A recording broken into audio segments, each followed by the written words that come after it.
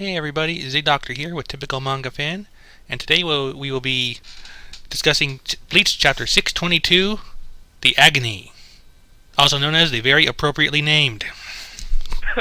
Oh my gosh, I don't know if he's supposed to be... Is he trolling us even just from the title itself? Is that what he's doing? Did Eisen write that title? Now that I'll buy. I will buy that. He's powerful enough and arrogant enough to do it. But anyway, we start out with the black-eyed pea babies from last chapter, and quick sidetrack, I feel very ashamed for myself for not recognizing the obvious reference to make with those things. The Heartless. Well, I mean in terms of Kingdom Hearts? Yeah. Or... Yeah. That's... I never played the game, so... but yeah, pretty much just like the Heartless on there. If you've never played the game, then...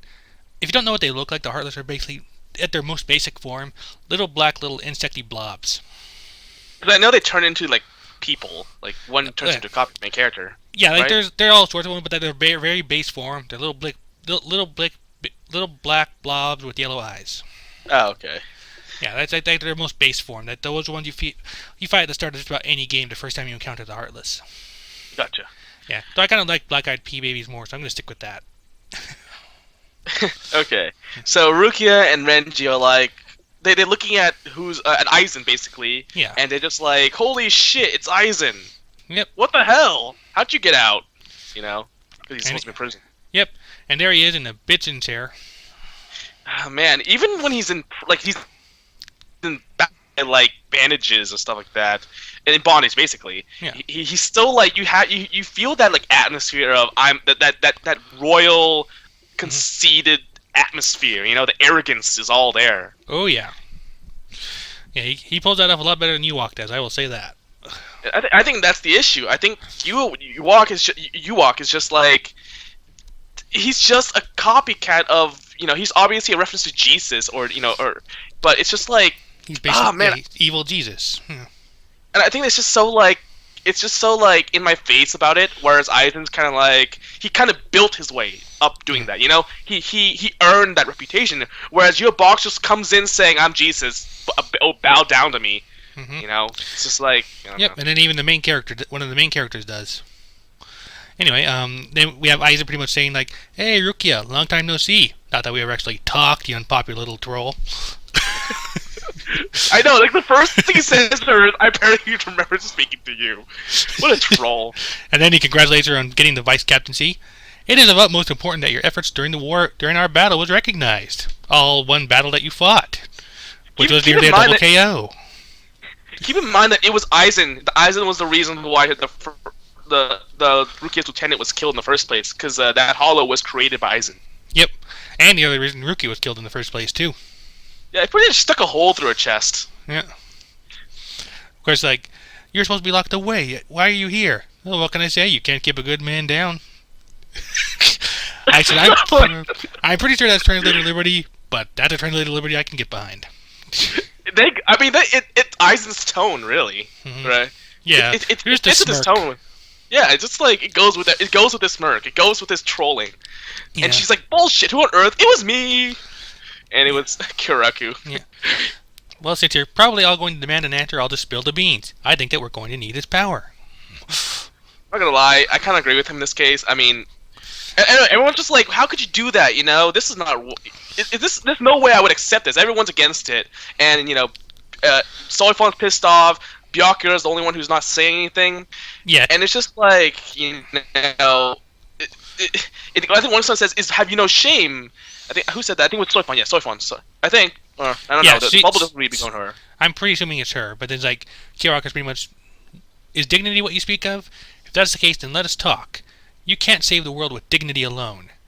To defeat evil with evil, I can think of worse things. And I'm not gonna lie. I mean, they're in no position to basically. No, not really. Yeah. And so everyone's just like accepting Kyoraku's decision to release Aizen, and then Aizen's like, "It seems your little dispute is at an end. Now then, if you would, can you please let me go? Basically, undo all the seals." And he's like, "Yeah, no." Yeah, no. Kyoraku's not that stupid. I mean, yeah. And although he says he's only allowed to release 3 seals and it has no jurisdiction to do the others. I think it's noted that he does have the rest of them. He does have. So I think that's going to come into play later. Because let's face it, Aizen's not going to stay like that for the rest of the series. He's going to get out one way or another. Well, let's just guarantee this by bringing him here in the first place. Yeah, pretty much. Then again, like I said, I've got to think about that later. But moving along here. So you're telling me you want me to clear up your mess while I'm bound and tied to this chair. I can't imagine such a minor nuisance posing even the slightest challenge to you. You flatter me. Like, I don't possess that kind of power right now. Like, it's not a question of power. It's more a matter of, well, you help Slowly sit in that chair. I just don't think having all these eyeball monsters devour your body is something you want happening. Most beneficial outcome for you right now. Basically, he's forcing Aizen's hand, basically, defend himself. And by defending himself, he basically be defending the rest of the Gote 13 as well. Yep. And that actually, all those babies together actually doesn't look like it's like a hand grabbing out to Aizen. Look more like just like a wave, almost like a water wave. But let me see here. Yeah. I can kind of see it. Yeah, look. Yeah, the hand. It's like an open hand, Yeah. And the fact, I mean, you can see some fingers maybe. Some of the sound effects covering it, but you can argue it. Yeah. Cause, not to mention that Mimihagi itself is a hand, so Yeah, there you go. True. No. Anyway, at that moment, Aizen decides to use a Hado spell and blows the little big Rorschach blob away. Can he not? I get that Hado 90 is a powerful spell, and it's the one. And if you can do it, might as well use it. But like, can he use more than just one type of Kido? Like, can Rukia stop using Hado 33? Can Byakuya stop using Hado 4? Like, if you think about it, all of them use the same damn Hados. Yeah, I think in this case it's more a matter of just like re-impressing how powerful he is, because like the high number ones without a chant and being that powerful and he's been locked away, it just all combines. So in this case, it may be intentional that he's using the same one. I know, it's just at this point it's kind of noticeable, just because if you think about it, everyone uses the same Hado. Like, Yuruki uses 33, Byakuya uses number 4, and Aizen uses 90, which obviously shows the difference of power in terms of Aizen and everyone else. But it's just like, can we get a little more creative with the Hados? Maybe use Hado number 92. Everyone, it's something. I don't know. There's 99 Hados, right? Yeah. Come on. I couldn't remember. Was it 99 of them, 99 spells, or 99 levels of spell?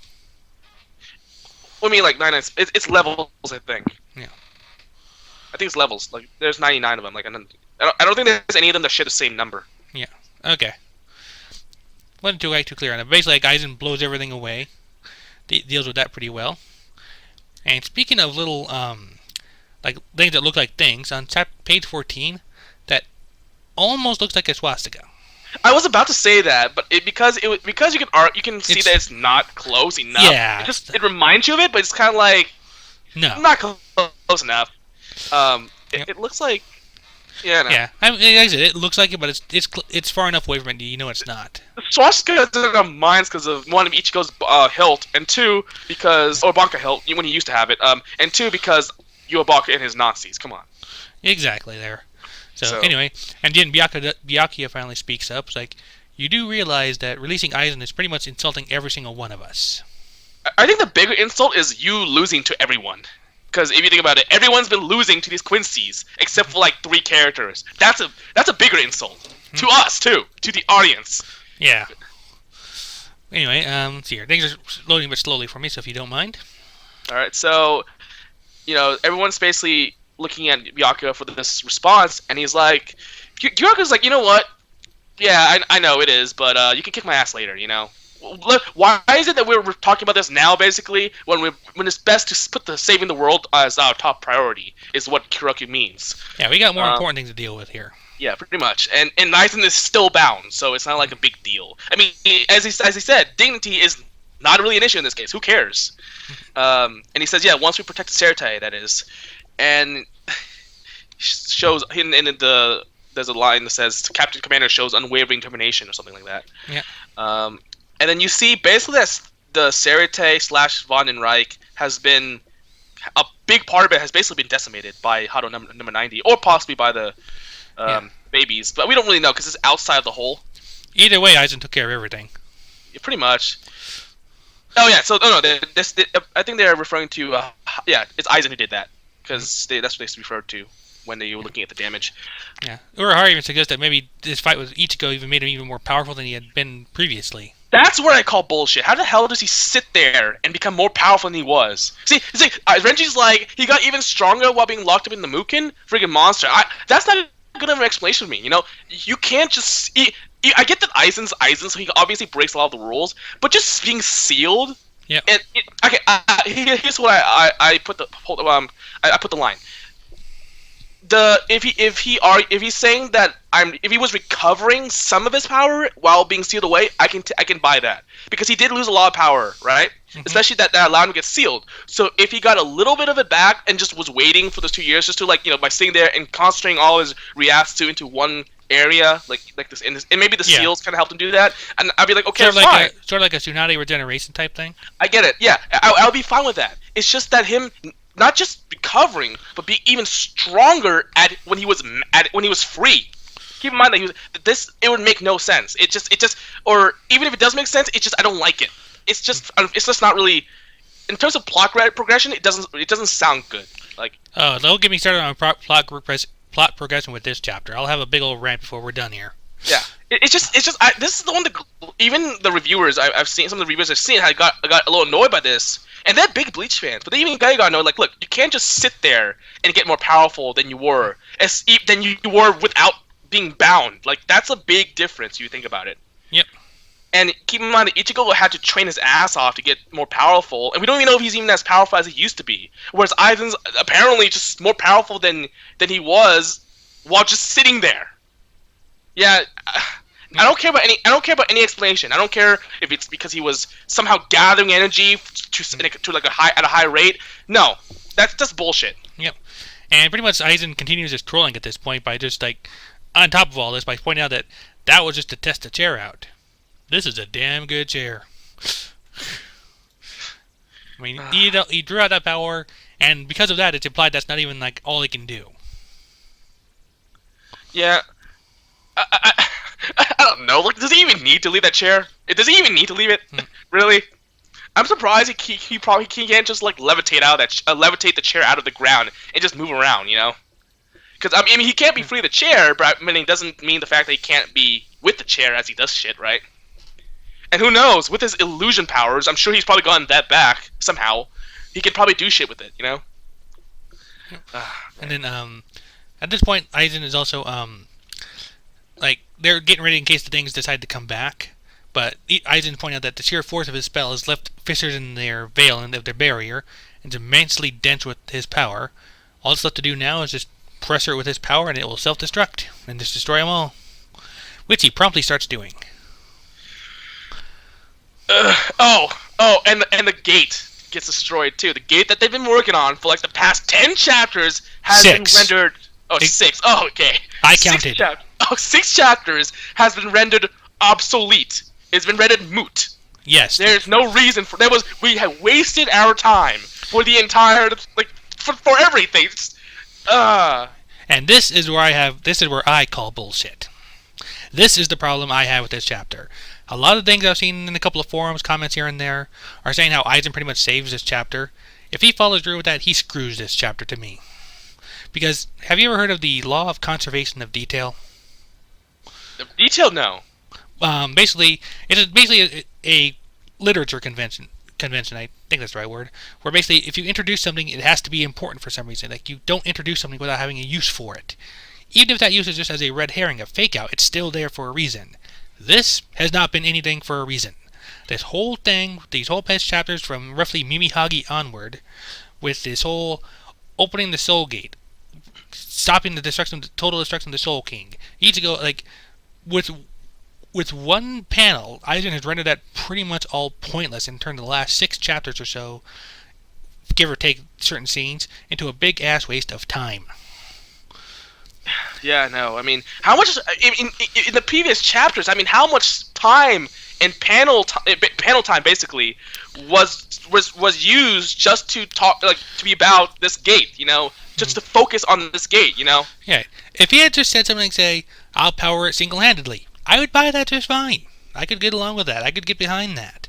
Like, they've got the gate going, they're running out of power, they don't have enough power, he provides it. That's fine. If he did something like maybe use the information to create a different gate or something like that, like use what they already had, something, or focused it himself. If he was having to create the gate they were already trying to make, I would have no issue whatsoever. But here he's saying, screw the gate, I'm bringing everything to us. There is the problem. Now granted, it's grand trolling by Aizen, but it's still a pain in the ass. If they just maybe was about to start the gate, and maybe if they didn't waste as much time on it, maybe it's like, okay, we're about to make a gate, and the Aizen's like, oh wait, you don't need a gate, then that'd be fine too, because then it'd be fast plot progression and saying that you could do this or you could do that. The fact is the gate has already started, being created. We already spent too much time on it. I mean, we even had that mini crisis of, we don't have enough power. Oh no, wait, there's a handy dandy power amplifier right here in the same freaking room thing. And the mini crisis itself was stupid, just because it was a waste of time. Like, this whole thing's been a waste of time now. Arguably, like, Ichigo's fight with Yawak is probably the single most important thing right now, and even that was kind of a pain in the ass. Yeah. Yeah. Yeah, like I said, this is... yeah. This is where I have the big problem with the chapter. This is the part that just kills it for me.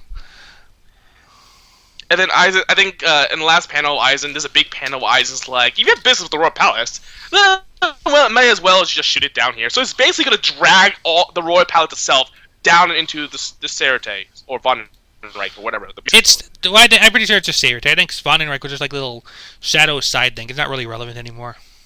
Because I don't recognize any of the buildings, though. The buildings all look like they're Von Reich. I never paid... It's Kubo backgrounds. How much detail is there anyway? Let's call it... the other reviewer calls it the Vonente. There you go. The Vonente. Let's go. Okay. Anyway, and like that just... I mean, the only high point of this chapter has been the chair. It's been the chair. Like I said, I've seen like a few comments on here. It's like even on Mangastream alone here, when it was like chair MVP, like, hang on, like able to restrain Aizen, takes his attack, stronger than all those captains put together. I want the throne to be new protagonist. Let's rename this manga chair. The real final arc will be the sitting arc. I can't wait for its album to drop. Watch the throne. No one chair should have all that power. Damn, Aizen's chair makes Itachi's chair look like shit. Oh man! And then there's like Arlong Park, because since I'm a member there, I was following the Bleach discussion on that side. It's like they even changed the name of the thread based on the chapters. Like right now, that is one good chair. Oh yeah, and they're saying that now that the chair has shown itself to be powerful, Ichigo is going to be part chair now. Oh here. Okay, so chair to Ichigo. Your father was a Shinigami. Your mother was a Quincy. But your grandfather? He was a chair. Yes, a chair. That's why you hold a grudge against the Soul King's throne. It's in your blood. Literally. Like, chair to Yawak, you see the future? Heh, well, I create the future. Thanks for continuously looking at my beautiful work. Now fall. Oh my gosh, all these chair comments. Oh my god. Like I said, the high point is the chair. That is the simple fact of this chapter. Oh, here's another one. Here's like, Ichigo only wishes he was part chair. That would at least make him part useful. At last, he's only part tool and thick as a wrench. But again, not useful like a wrench. Yeah. And you know how Orihime is not part chair at all? Because people walk over her, all over her. Oh my gosh.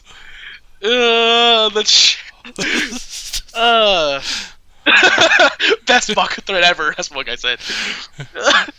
Oh, final arc, Game of Thrones. It's Bankai turns into iron. More like Throne of Game. Shikai turns into iron. And Bankai just gives it cushions. Oh, okay, the chair is the real antagonist of this entire series. The chair has been controlling Yawak, who has been controlling Ichigo, who was thought to have been controlled by Aizen. Chairception. Chair Megadon. Chaircopolypse. I can't pronounce that one. Chairpocalypse. Chairocalypse. Yeah. Harry Potter and the Prisoner on the Chair. Chair Wars, episode 5. The chairs sit back. Lord of the Chairs, spill the chew of the butts. It's Sauron's one chair of power. Oh my gosh, one chair to rule them all, one chair to find them, one chair to sit them all, and the moon can bind them. Oh, sit hard with laziness. Oh, oh my my god. Oh wait, the chair's Bankai turns it into a recliner. Okay, Rise of we're the dying. Planet of Chairs. We're dying. Alright, there's a lot more. Rise of the Planet. I saw that Rise one. of the Planet of the Chairs. Yeah. Starring Ichigo Terosaki and the substitute chair. And then ultimately, still a better story than Bleach. I think you broke your mic right there. Oh my god, you're laughing so hard. Chair name is Bleach. It will be revealed soon. Trust me, I'm from the internet. Oh my gosh. It was part of Aizen's plan all this time. He got defeated and imprisoned on purpose so that he could get the chair.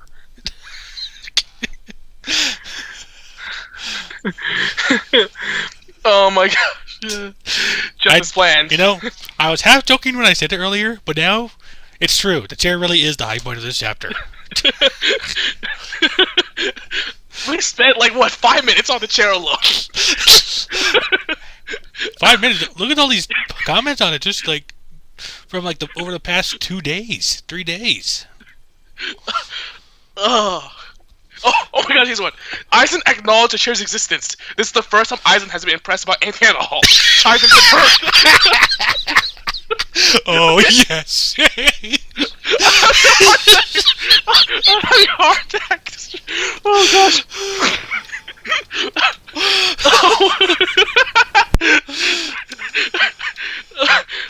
Okay, this is just getting better and better. Okay. Let's finish. Before I die, let's stop. I'm sure there's a lot better. I'm sure there's a lot more and better quotes out there, but let's stop for now. For the sake of us and our chairs, let's done. Yeah, that was fun. That was good. There's one last one. Okay. This chair will never be defeated. You know why? It doesn't talk. Therefore, it won't be spending 2.5 seconds telling us in detail how its abilities work and leading to its defeat.